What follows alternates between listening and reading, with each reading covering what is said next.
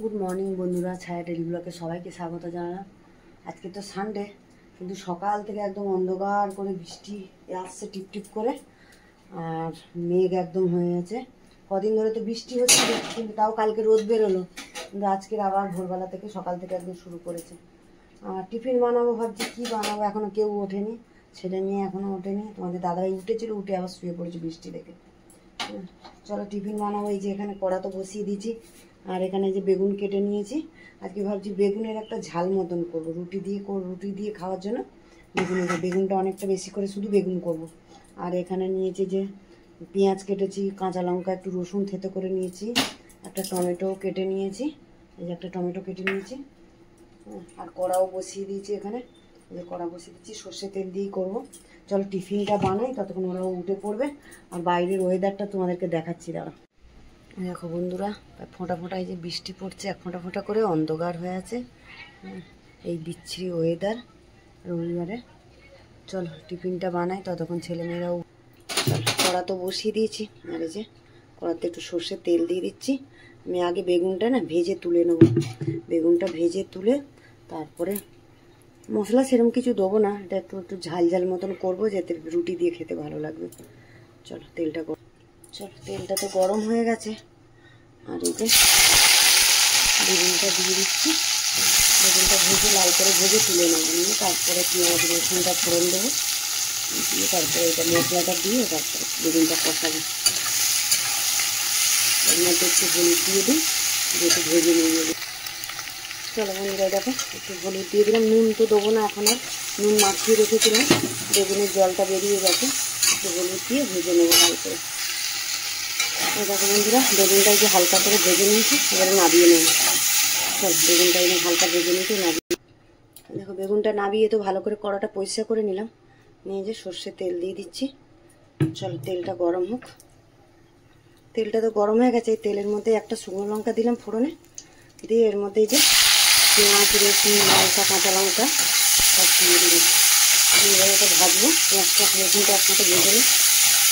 তারপরে টমেটোটা কেটে রেখেছি, টমেটো দেবো। তারপরে কী কী মশলা দেবো তোমাদেরকে তো দেখিয়ে দেবো। চলো এই দেখো বন্ধুরা, এই যে পেঁয়াজ রসুনটা তো ভালো করে লাল করে ভেজে নিলাম। এর মধ্যে যে কেটে রাখা টমেটোটা দিয়ে দেবো।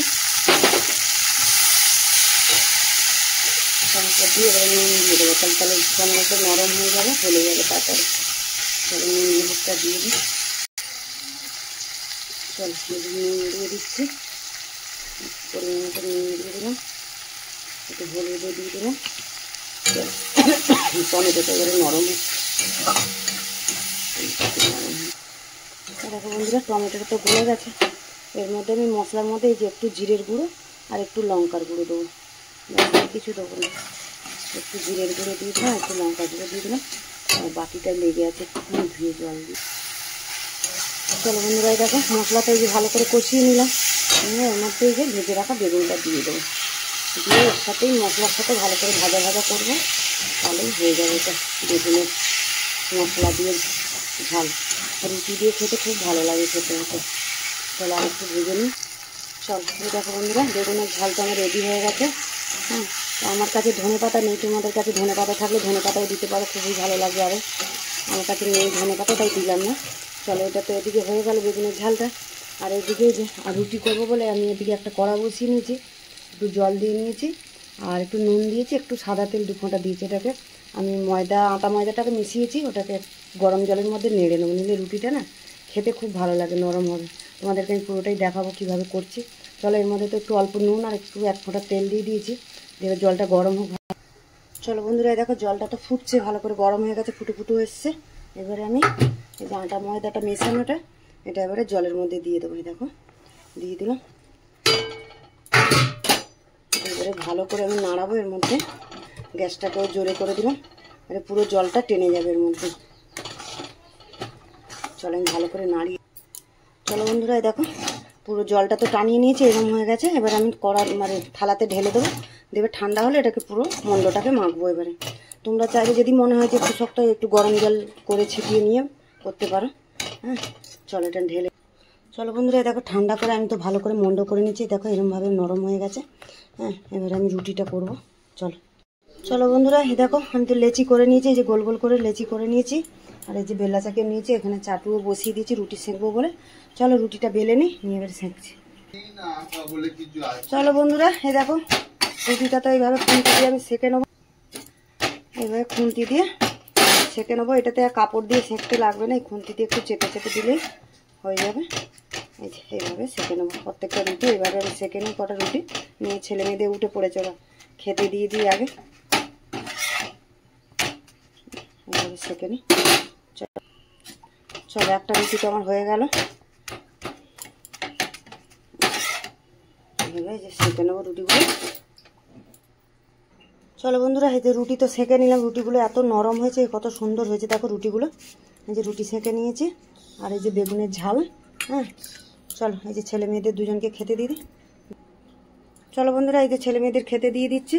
চলো এনো আমার বাবু নিয়ে যেটা। চলো বন্ধুরা, এই যে টিফিন তো করে নিলাম। রুটি আর তরকারিতে বেগুনের ঝাল আর রুটি করলাম বললাম। হ্যাঁ চলো ছেলে মেয়েদের দিয়ে দিয়েছি, ওরাও খেয়ে নিয়েছে, আর তোমাদের দাদাভাই খেয়ে বেরিয়ে গেছে। চলো এবার আমিও খাবো বলে নিয়ে নিয়েছি রুটি বেগুনের ঝাল। সকাল থেকে তো রান্নাবান্না করলাম, এদিকে বৃষ্টি, ওয়েদার টিপ করে বৃষ্টি পড়ছে। চলো তাহলে আজকের এই টিফিনের রেসিপিটা কেমন লাগলো তোমাদের জানিও কমেন্টে, যে বেগুনের ঝাল আর এই রুটিটা করলাম, যেটা রুটিটা খুবই নরম আর খেতেও খুব ভালো লাগে। আগে আমি খুব করে দিতাম ছেলেকে, তা এখন আর করা হয় না। তা ভাবলাম অনেকদিন ভাবলাম যে আজকের করি একটু রুটিটা। তা চলো খেয়ে নিই টিফিনটা, আর এখানে এই ব্লগটা তাহলে শেষ করছি।